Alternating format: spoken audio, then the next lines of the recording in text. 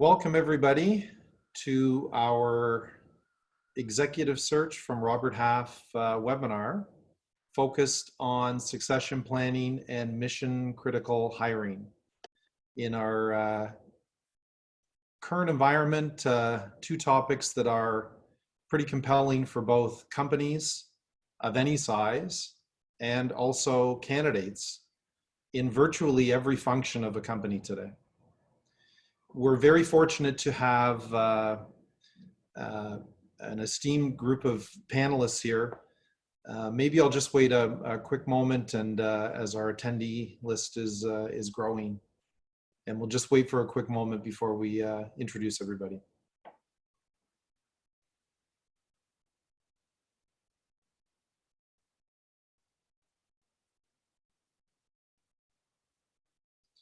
So on our panel today, we have Scott Milligan, who is with Morneau Chappelle.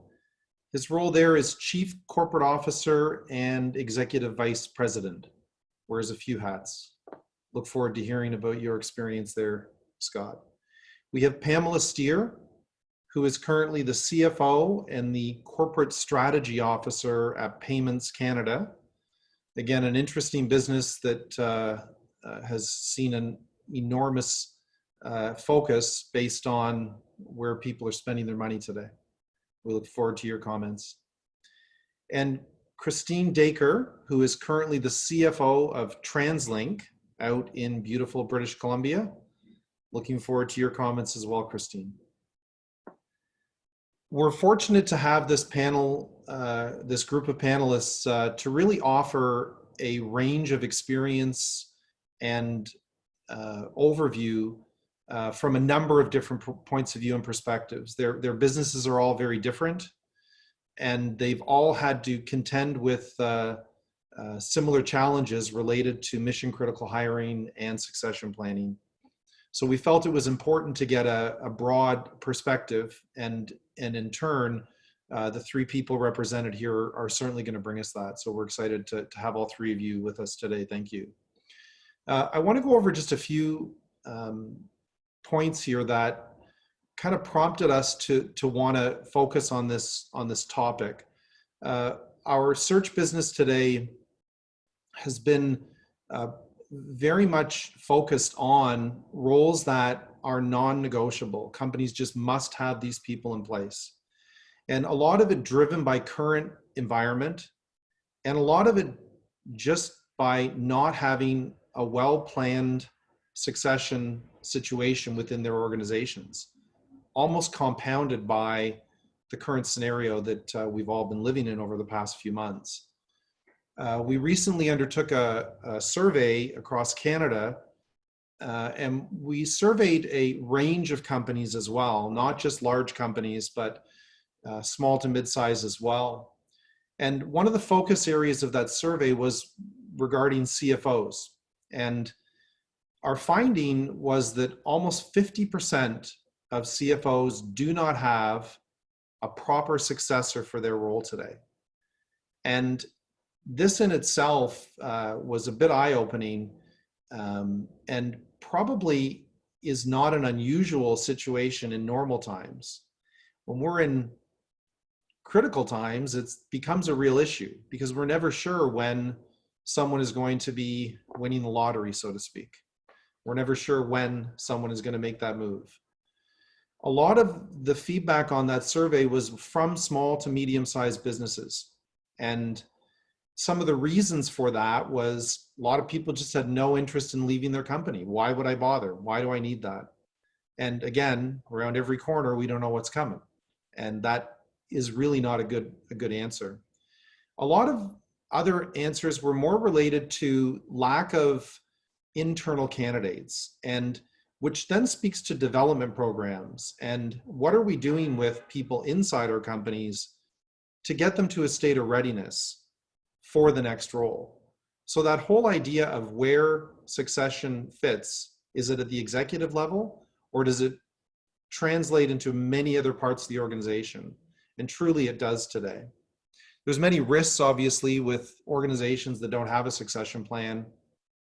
Obviously, disruption to business today is a big issue, and not having that depth of talent can really impact a company's ability to perform and to move quickly when urgent situations arise. There's loss of legacy knowledge once someone does leave. And what are we doing with that? How do we make sure that that transition is sound and there is a plan around that to make it happen? The other point, really importantly, is that it does leave a void. It leaves that leadership void, whether it's in finance or any other major function within an organization. So the whole point of this is to allow companies to have that seamless transition as things happen. And most companies today are seriously examining this as an issue. You know, succession planning can also help you identify where you have holes in your infrastructure and where your recruitment strategy really needs to take a different approach. And of course, succession planning can have a massive motivational effect on employees. So when we're dealing with people internally and we're helping them develop to move to that next role, it says something to those people and allows you to really turn a succession conversation into a development plan, which again is a critical component in terms of retaining talent today, which again, in extreme circumstances as we're experiencing today, has become a major, major concern. So I'd like to introduce the panelists a little bit more completely now, and then we're going to get into a discussion related to this topic. So first, I'd like to introduce Christine Dacre, CFO of TransLink. And for those that don't know, TransLink is the statutory authority responsible for the regional transportation network of metropolitan Vancouver. So this would include all your public transport, your major roads and bridges. And in 2019, it served over 450 million riders. Christine is a CPA with an extensive 15 years of experience in executive and senior level financial positions. And as the CFO at TransLink, Christine oversees finance, treasury, budgeting and forecasting, strategic sourcing, capital, long-range financial planning, and a number of other components of her role that we thought were too many to list, Christine. An interesting thing that I think you spearheaded, though, was under your leadership was the issuance of TransLink's first ever green bond, which was highlighting a $400 million commitment to the environment and sustainability. It was a very big move. So Christine, welcome. And if you have a couple of comments you'd like to make now, that'd be great. Thank you. Thank you. First of all, I'd like to thank Stephen and Robert Half for hosting this webinar and inviting me to participate. I think succession planning is very important, is a very important topic, as one of the biggest assets in organizations are its people. With our aging population and as people retire and exit the workforce, we need to ensure that there are trained and capable people to take their place. So a bit about me, I've been working at TransLink for a total of 14 years. I started at one of the largest subsidiaries, the bus division at Coast Mountain Bus Company. And I started there as Director of Finance in 2006.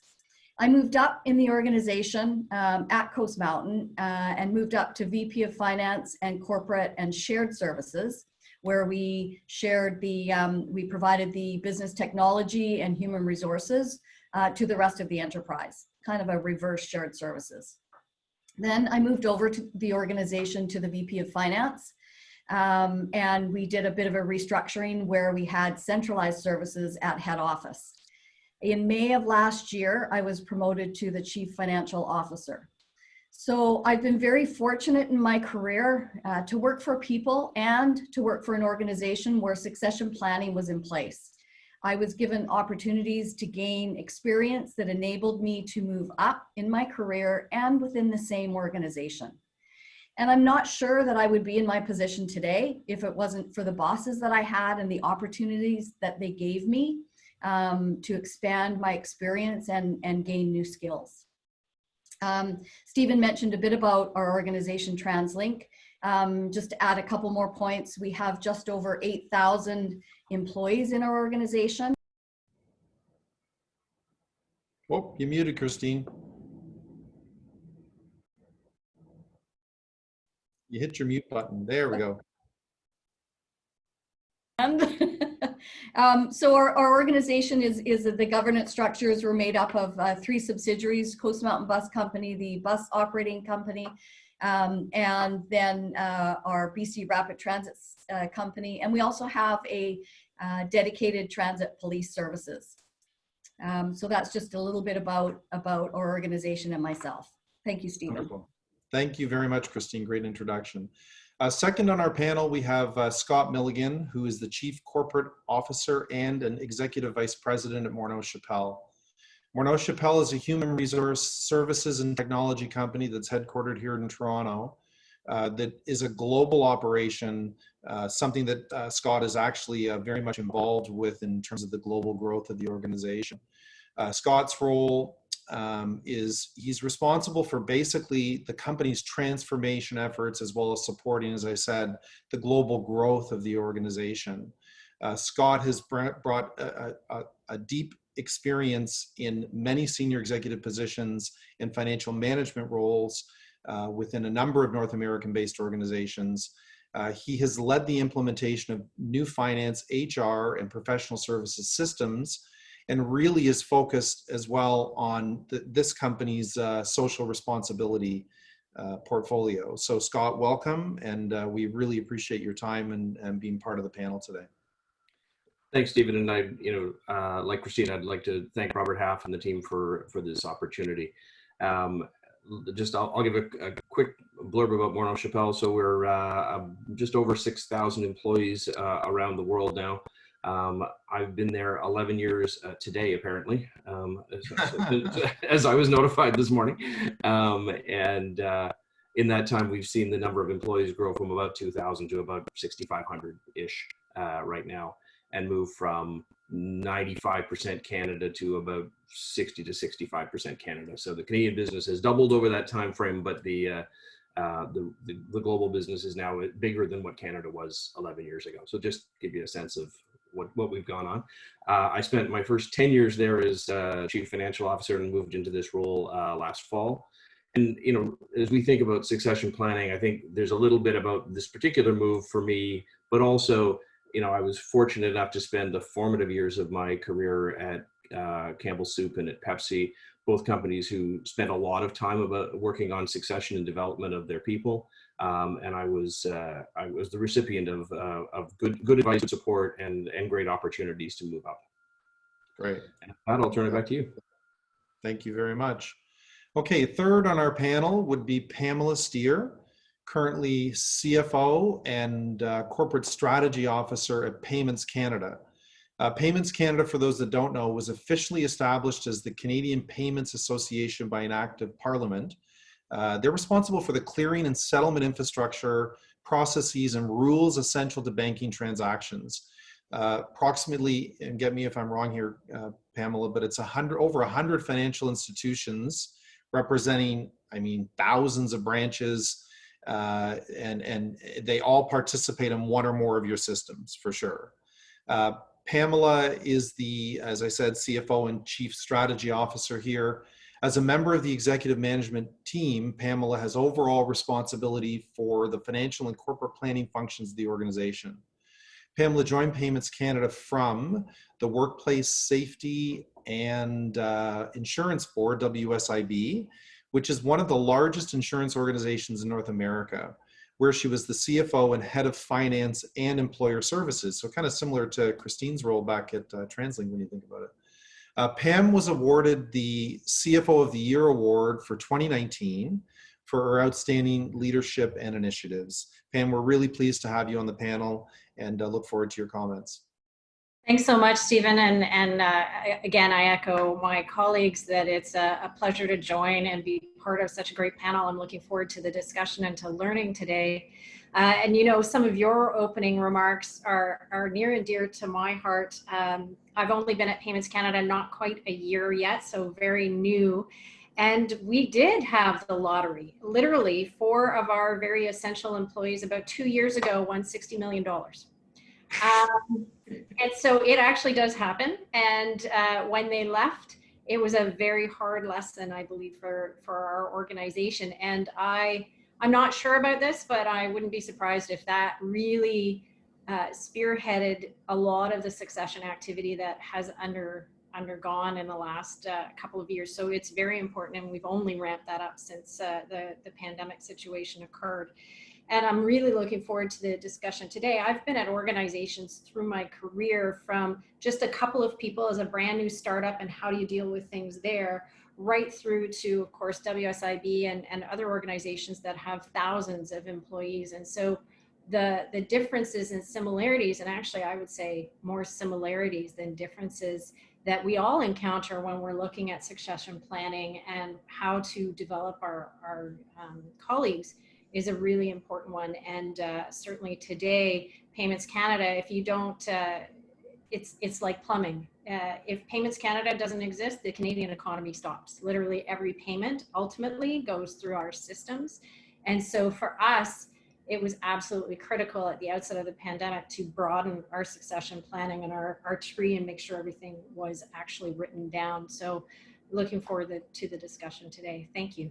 Wonderful. So as everyone can see, we have a great panel here, and it's a varied experience. Some people have grown up in organizations with long tenure, others have made the move from large to small. So the hope is here that we can get great perspective on a number of different points here.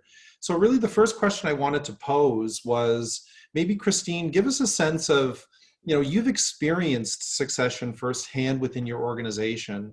What has the company done to make this happen? Like, is it a program type approach or a program type, or is it just something that is on the agenda and we do the best we can? So is it formal? Is it informal? Give us a sense of how it works within TransLink.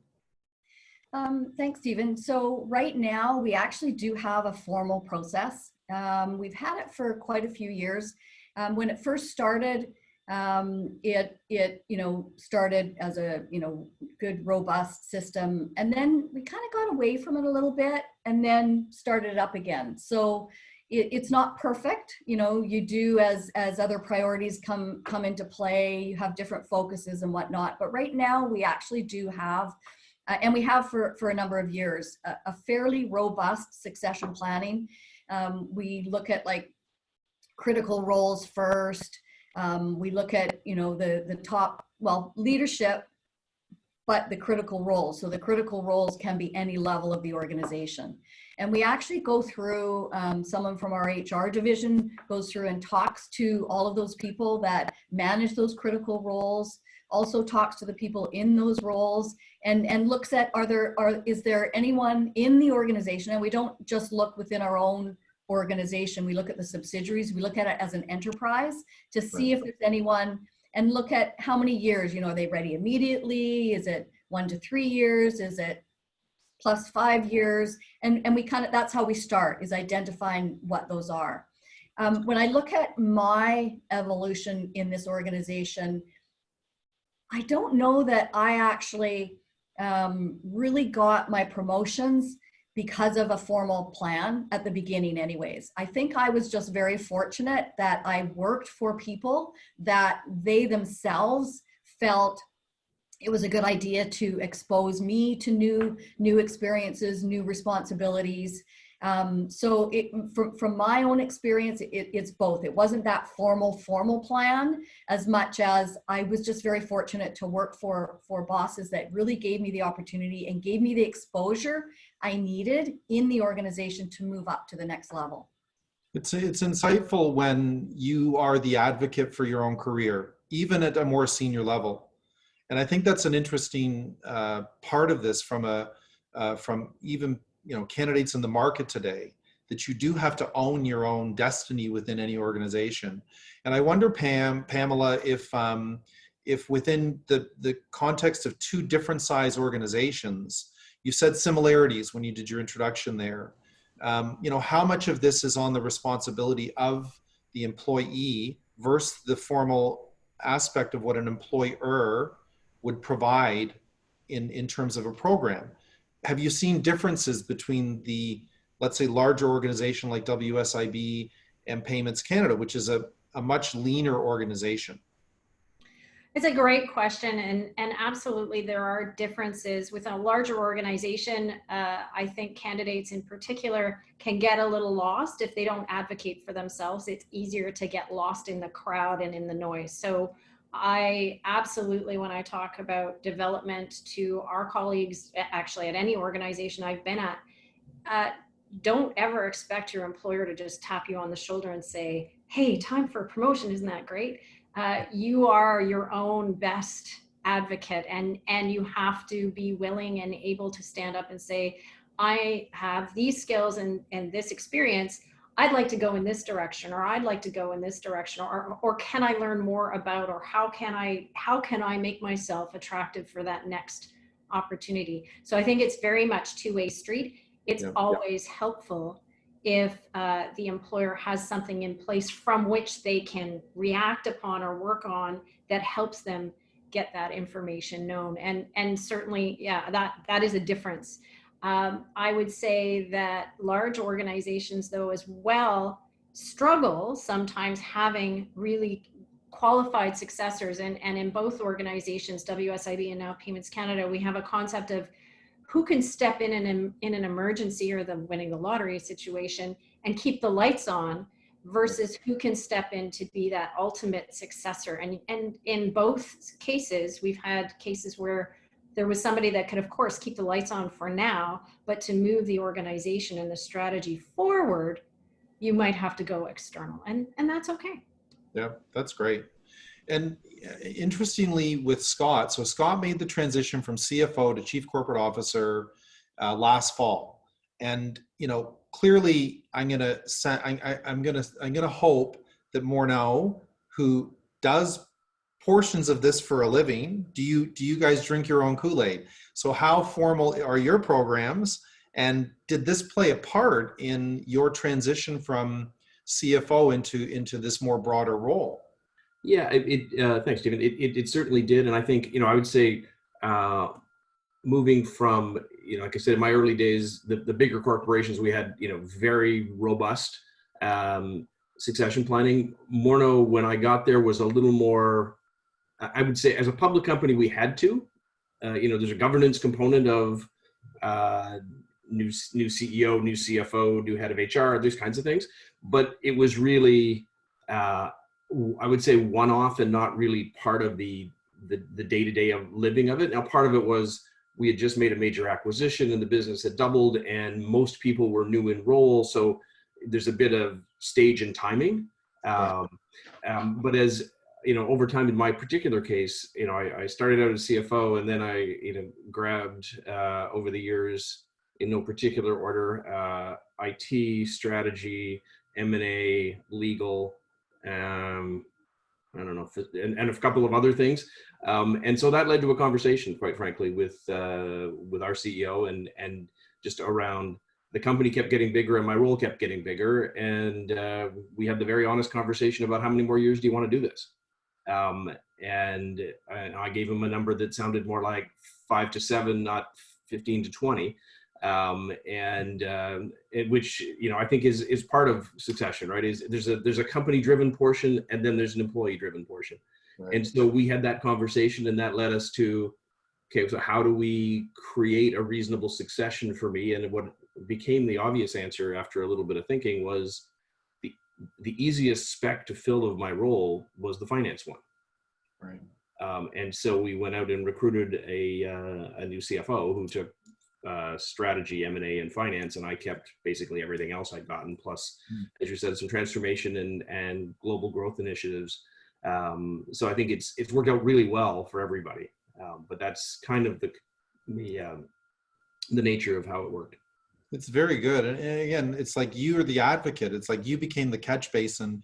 Oh, give it to Scott. Scott will look after that. Give Scott IT, give him this, give him that. And all of a sudden it's like, whoa, and you have to make the move. You're the one who has to step up and, put the line in the sand and say, what are we doing here?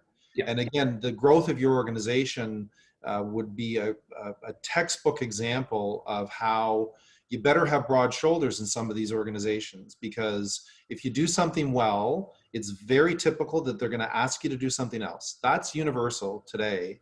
And I wonder when we think about the need, and a lot of companies are much leaner today than they were 3 months ago. We have to factor this as a reality in terms of the way companies are operating today.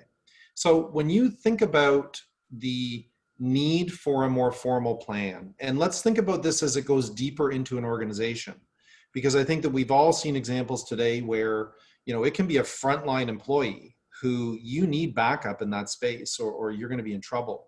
So how do you do that from a cost point of view? It's expensive to hire people, to have someone in the wings, you know, to have that kind of person who can do more than they're doing today, because you know in time that they will have to take on more. So when you think about formal plans, and if you don't have a plan in place, what are the key criteria? So maybe Christine, you know, give us your point of view, because you made a great point earlier that some of it is formal and some of it is informal. So if you were dispensing advice to a company today, both in terms of senior level and, let's say, more middle of an organization, what are the key components of a program that someone needs to be concerned with? Yeah, and I don't really believe every organization has to have this huge, expensive, formal process. Right. Like I said, when I had my early opportunities, we didn't have a huge formal process.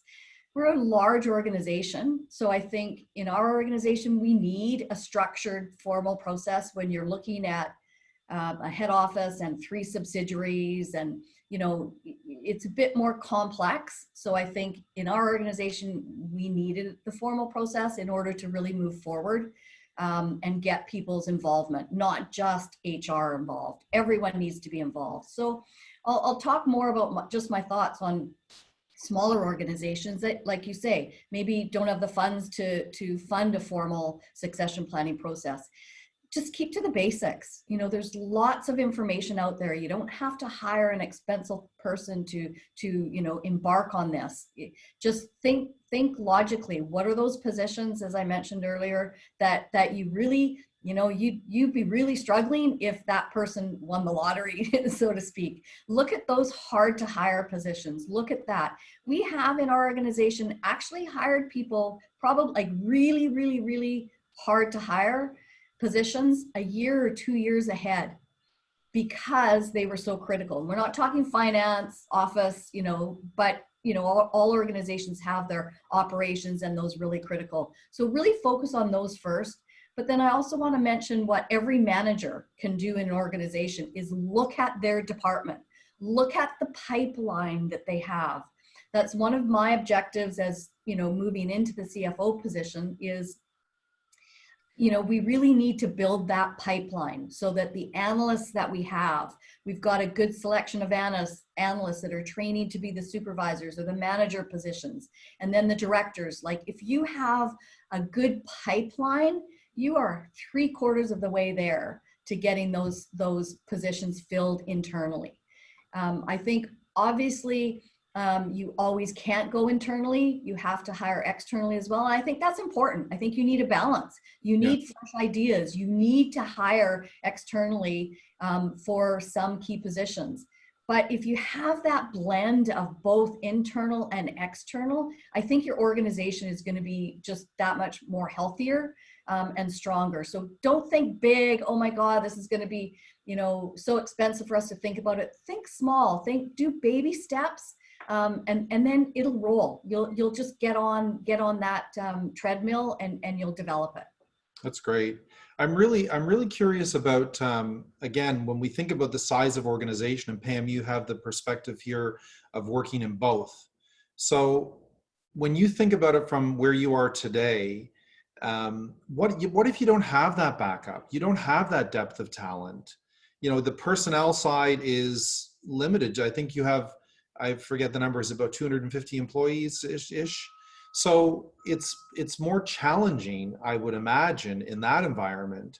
And when you do get caught and someone wins $60 million, like you said, it creates panic, I would think, in a sense, for certain parts of the organization. Mm-hmm. Yeah, and you're absolutely right. And I think while I was still hearing the reverberations of the panic, over a year after when I joined the company, it was still like a huge conversation. And so that's where you have to think about, is there somebody external? Is there somebody who's been here a long time at our organization? Fortunately, that was, I think, more the Payments Canada case. Someone had been at the organization a long time and had done that role previously. So they kind of brought a couple of people back, if you will, into those critical roles. You know, the individuals who happened to win the $60 million, some of them stayed on for longer, maybe not working full time, but they did stay on for longer. In a more recent example, our chief information officer decided that he was moving on and put in his resignation unexpectedly 2 weeks before we began working from home in the pandemic environment. That's a big loss for an organization like ours that is very technology based, going through a huge modernization program, and now all of a sudden we find ourselves at home locked up. And so in that case, what we did was we didn't just have one person. We have one person taking care of more of the operations side of the house and another individual who's more in charge of the technology side of the house. And that's absolutely fine for now. And we put our formal search process on hold for that position. Now, as we get into, this is sort of more of a normal cadence, we're not in that emergency period, we're revisiting how we are going to approach the CIO role. But that's a big unexpected loss at a bad time, just like the lottery winners were. And so you can't always plan for things, but to the extent that we can, we have now gone much deeper into the organization on those critical roles, and then down to at least the director level for every other role in the organization. Now with 250 people, that's not a huge list compared to others, like my colleagues on the line here. But it's possible to do. You have really smart people that work for you. You can cascade the decision tree and accumulate all of that together as we collaborate working from home. That's great. And there are, I mean, there's a lot of similarities in between how you're approaching it and what Christine was describing. And so, Scott, from your point of view, when you guys are looking at whether you want to call it mission critical, I mean, in the past couple, 3 months, my guess is your organization has had roles that you have to go to market on, you have to fill. How have you handled it? I mean, how do you onboard people? How is that whole part of the equation working for you? And you must get insight as well from a client point of view, and how they're handling different things in that regard. Like, it's not normal times. And we've seen companies get very creative in terms of how they go through the process of selection and hiring and onboarding and actually making people productive, and never, in some instances, having met face to face. So how is Morneau handling this right now over the past couple of months? Yeah, and I think, you know, a couple things. We're busier than we thought we'd be in certain areas, and we're not as busy as we thought we'd be in other areas. So net, we're neutral to slightly favorable through all this.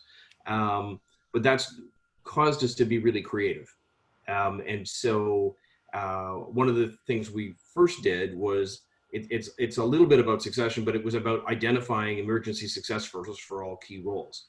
Right. That it's like, you know, because we weren't sure, especially in the early days, you know, how broad based this could become and what kind of absenteeism we could have in our own staff. So we kind of prepared for that, and we did a few things. Like, I've got somebody who's on my team in transformation, who's actually sitting in one of the operations teams as basically bench strength. So, right. You know, she sits in on their weekly ops meetings, even though she doesn't have a defined role. But it's like, if somebody gets sick, this person's going to go do that. I'm like, okay, so we've done a little bit of that. Recruiting's been interesting. I mean, there's lots going on. I mean, I'm in the middle of a search right now, and I've met more candidates by Zoom and Teams than I would have thought. And it's interesting. Like, I think there's certainly some benefits, but there's certainly some limitations. So I think that's a trade-off.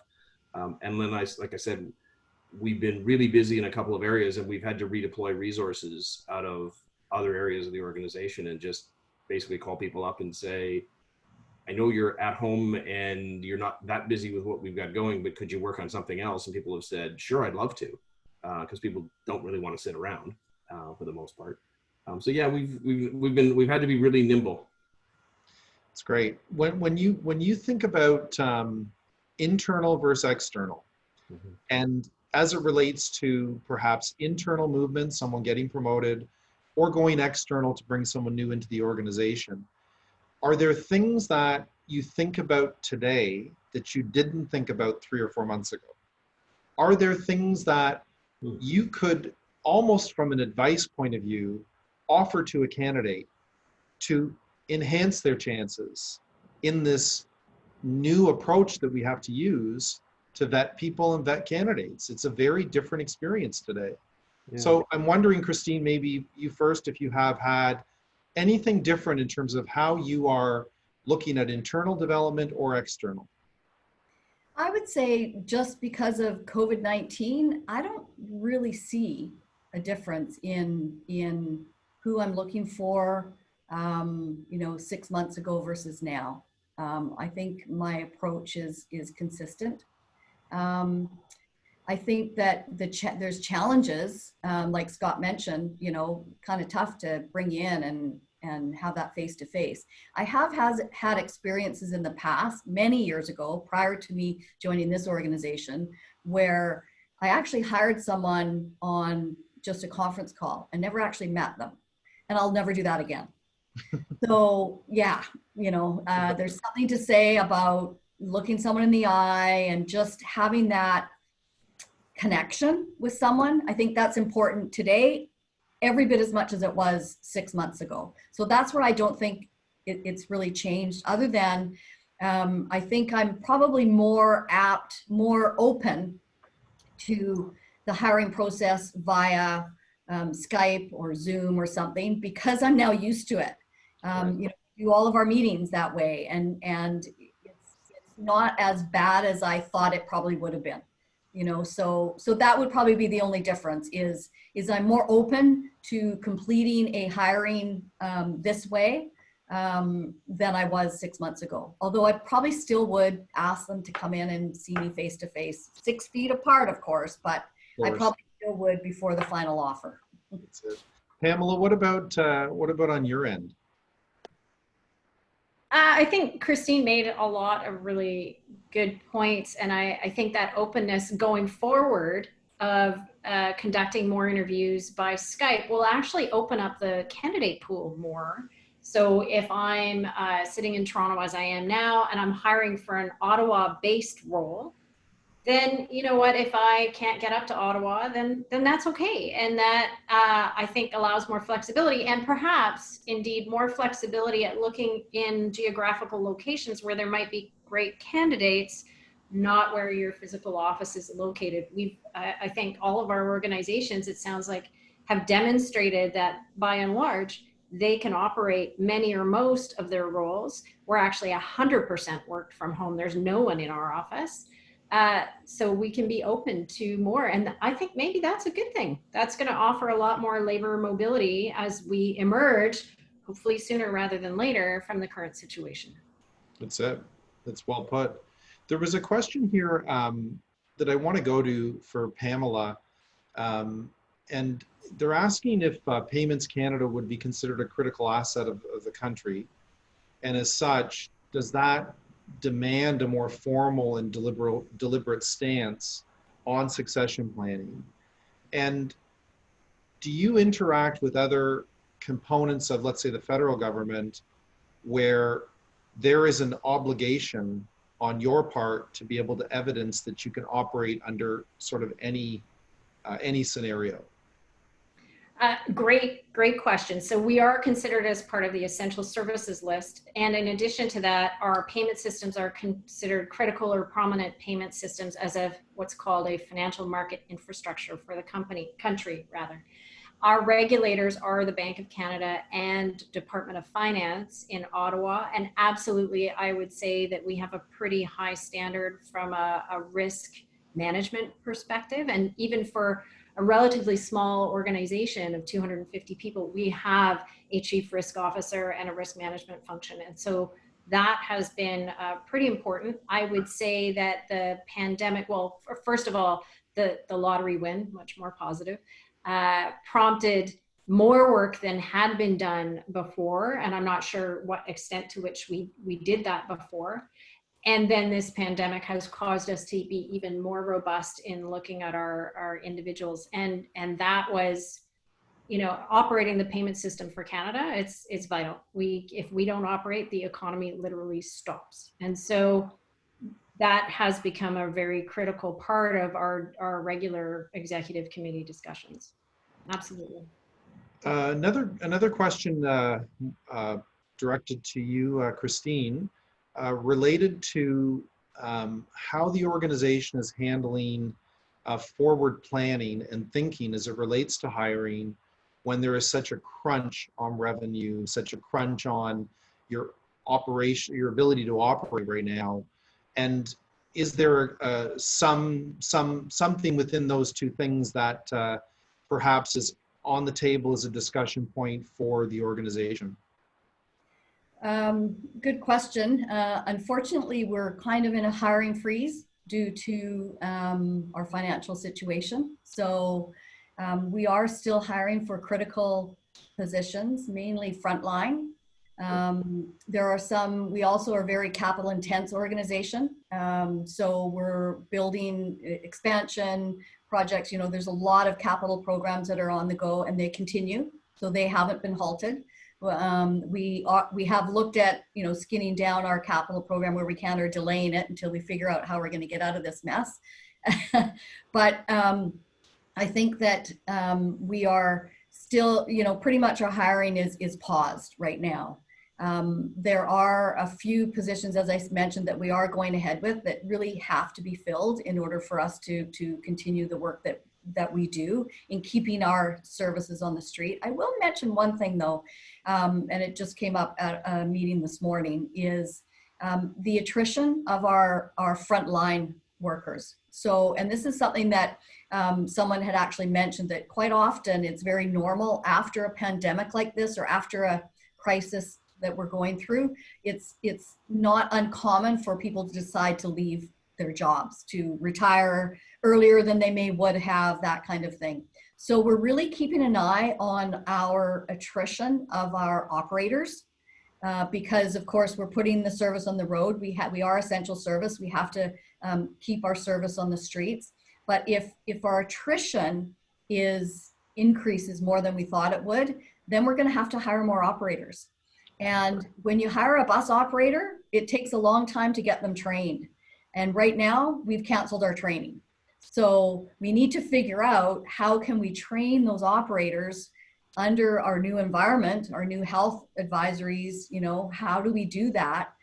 Because we're going to have to start thinking about that really quick as we don't know what the attrition is going to be. So some hiring still going on. Absolutely, the frontline workers are critical to keeping our service, which is critical to the region. Okay, that's an interesting development, right? Like, who would have thought you'd be contending with that right now? I did want to let everyone know that we are open for Q&A now. There is a tab at the bottom of your screen. Feel free to just type in your question, and I've been going to a couple of them here right now. There's one here, Scott, I'd like to address to you, which is Morneau is a publicly traded company. And what part does the board play in demanding a succession plan, and has it become more of a heightened item on agenda as the past couple of months have transpired? Yeah, so short answer is yes, we have a formal process at the board for essentially the C-suite and identifying candidates at the next level who are likely to become part of the C-suite. And so we've done that for as long as I've been there.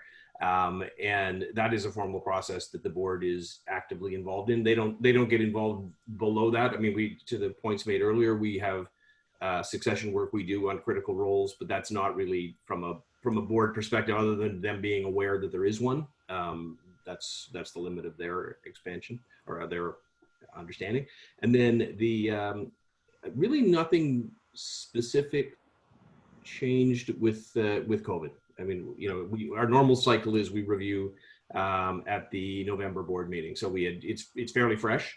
And so there was really nothing further in the March or May meetings. That's great. Pamela, a question from the audience as well, related to, are you looking for different competencies in people today than you may have prioritized pre-COVID? That's a good one. I would say not. I would say similar to Christine's earlier comments, I don't think my approach to hiring has changed. What we have changed a little bit though in the current circumstances, if anyone, so not just my own team, if anyone is looking to onboard somebody at this time, they need to demonstrate, answering a few questions, an additional layer, if you will.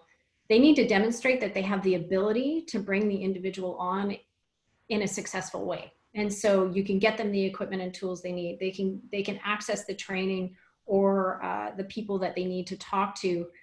And that's a bit of a challenge right now, to onboard somebody without them being part of the organization. And we are a very social organization and very socially minded. And so that's a challenge. And so I would say we've added that extra layer. I don't think I'm looking for any different leadership or characteristics in terms of candidates that I think would be great and suited for a role. So I think maybe that's good news.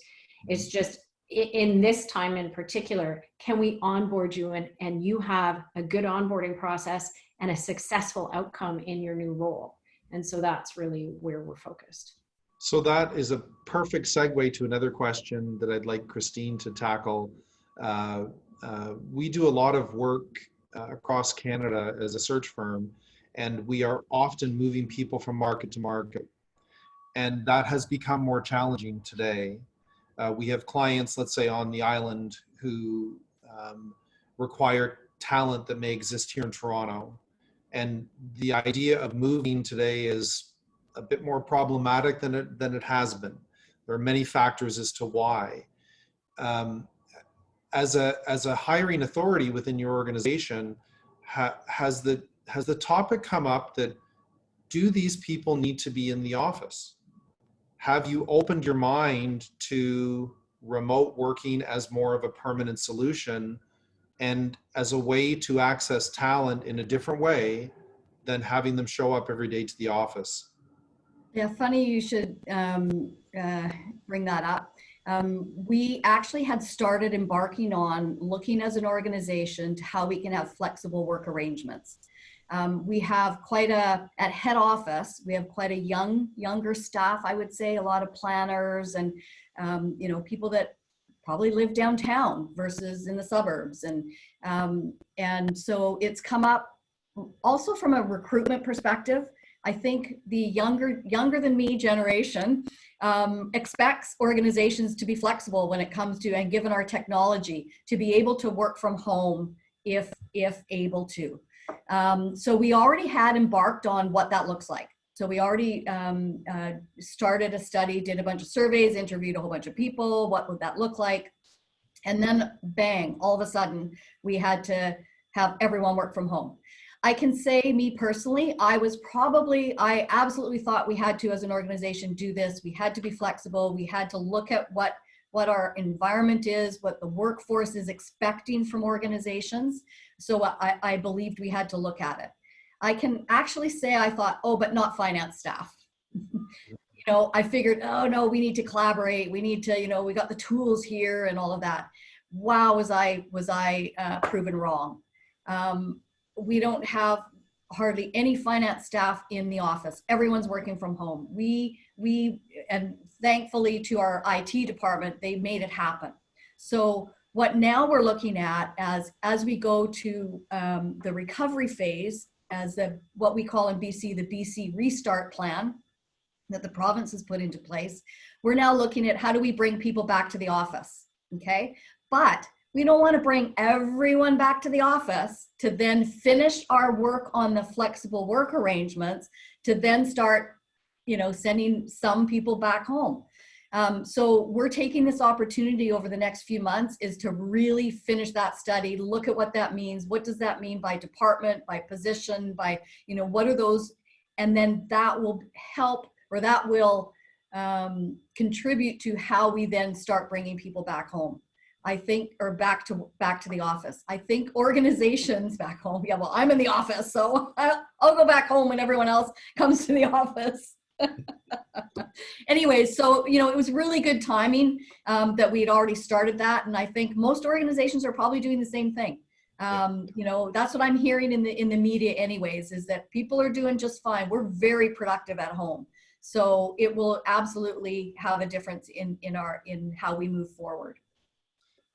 Scott, do you believe that because there is less to focus on, meaning if you're in the more of a lockdown situation, you're working from home, clearly there would be a higher degree of productivity.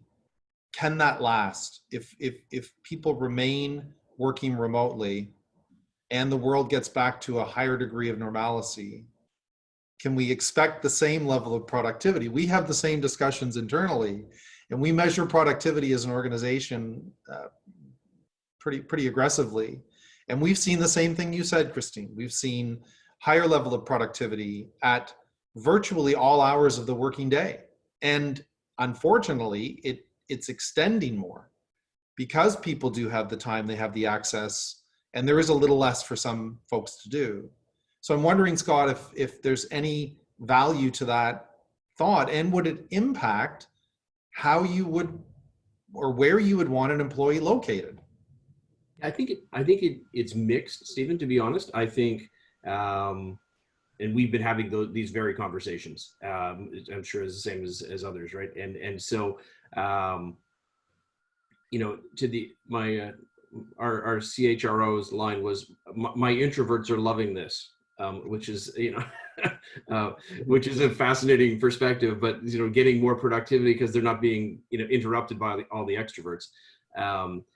You know, so there's some element of, you know, quiet alone time that does drive productivity. On the flip side, there's a little less, you know, interaction, and, you know, in terms of one-on-one kind of things and informal meetings, I would say. And then we've got some people who really struggle working from home because of spouse, kids, pets, you know, 4 roommates, you name it, right? Like there's all kinds of reasons why, you know, it's not ideal. You know, we have about 400 people in India, and one of the challenges there was most people don't have central air conditioning in their home, but they do in their office. And the summer's coming, right? So it's going to be interesting. And they're in a hard lock. Like we have very little to do with it in India. It's a hard lockdown, and it's driven by the state and federal government. So it's you know, we'll do what we can do, but that's, you know, so those are some real world stuff. And I think it varies significantly by individual and by function. So Pamela, would you be more open to a candidate working wherever today as a full-time employee? And I think about that from the point of view of the candidate base today. And, you know, this whole experience of, you know, the 4 of us or the hundreds of people on this call connected this way, having a good discussion, it's really changed how we interact work-wise. It truly has. And we've all been able to pull it off, which is pretty remarkable. So when you think about, you know, critical roles, does it matter if they're in Ottawa? Does it matter if they're like, or are you more open maybe to that person located in Gander, Newfoundland, for God's sakes? Like as long as they have the requisite skills and the ability to do what you need them to do, does location matter so much anymore? That's a good question. And in fact, we have a couple of employees that are located in British Columbia. We have one who is located in Nova Scotia. I think where the change comes in, and first to answer your question, I think I'm more open to it than I have been. This has been an eye-opening experience for sure. The change will occur in that we were also demanding of those employees to travel to Ottawa and to Toronto regularly. And indeed, back and forth, Porter used to love us, back and forth between Ottawa and Toronto was a regular thing. We too are suffering from revenue declines. And so one of the first areas to go is travel and living expense. And so we are looking at remote employees. I think we're a lot more open to it. And we're also saying, if you're remote, you're remote. Don't expect that you'll have the face-to-face. And I'm still a big believer that the three-dimensional interaction that you only get face-to-face is really still very important for team cohesion. And we connect to our teams all the time. We had a Let's Talk this morning with the entire complement of staff. I still think there is value in face-to-face, but maybe not on a daily basis. Maybe you can do that on a more measured basis. And then therefore you can access this wonderful pool of talent that we have right across the country that maybe was very geographically restricted. And I know coming into COVID, there was a huge conversation happening about the war on talent and how we were all vying for the same resources. Payments is a very scarce resource, as it is in many of my colleagues here. And so if you can widen the pool or widen your ability and be more flexible, then I think that's actually going to benefit a lot of businesses and productivity overall. Great. Christine, another question for you, and thinking back on your own personal experience, when you are working with a candidate internally, let's say, on a route of succession, how much do you let that candidate know about where your hopes and where your aspirations are for them? And how much is it more where you identify talent, you look for core competencies or whatever it is that you're measuring, and you put them on the path without an end game in sight? Can it work either way? And sometimes we dangle the carrot and it doesn't necessarily get us the best result.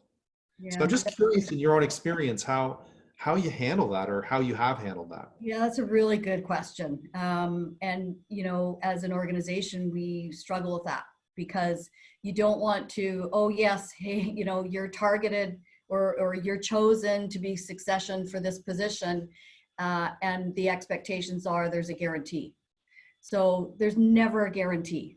Succession plan doesn't mean here is your path, here is your roadmap. If you do this, you will get here. In my personal opinion, there's never a guarantee. What you're doing is you're working with employees to set them up to be more successful as a candidate for a position. So a lot of times, even if you have been earmarked as a potential successor to a position, usually we still post. So most often we still post the position rather than appoint a position. And they are in a better position to be successful at it because of what we've done through the years or however long to get them to develop into a candidate for that role. And I think that's very important, because if you set the expectation up when you work with the staff, when you work with these people that they are going to get that position, if they don't, they're out the door for one thing. Right. And they're unproductive. They're completely disconnected. And even though maybe down the road it might work out one day, you've lost them. You've lost them from, every way you can possibly think of. So that's a really, really important point. That's great. I think personally, you also need to probably let them know, maybe through personal objectives, your yearly reviews. I think that you're doing really well. I think that you'd be a good candidate, in other jobs, and work with them like that. But absolutely don't set expectations that it's a given. It's great. I wanted more from each of you. We have got 4 or 5 really solid questions that perhaps what we'll do afterwards is we'll circulate them and we can get your feedback on them. But unfortunately, we're down to our last minute, and we do like to start and finish on time. So on behalf of Robert Half Executive Search, I'd like to thank Pamela Steer, Christine Dacre and Scott Milligan for their participation today. Your feedback was on point, and I love the mix of experience that we have here. Some of it formal, some of it less formal, all of it very practical. And I think that we really selected three great people here who gave an enormous amount of insight into what we need to be concerned about succession-wise, B, what it means to candidates today in the market, and all of this newness that we're all experiencing. You all had something to say on that, and I think that's just super helpful. So on behalf of our organization, Robert Half, we'd like to thank you all for participating, and thanks to all of our attendees, and I hope everyone has a wonderful day. Thank you very much. Thank you very much, Thank you. Stephen. Thank you, Stephen. Thanks, everybody. Thank you, everybody.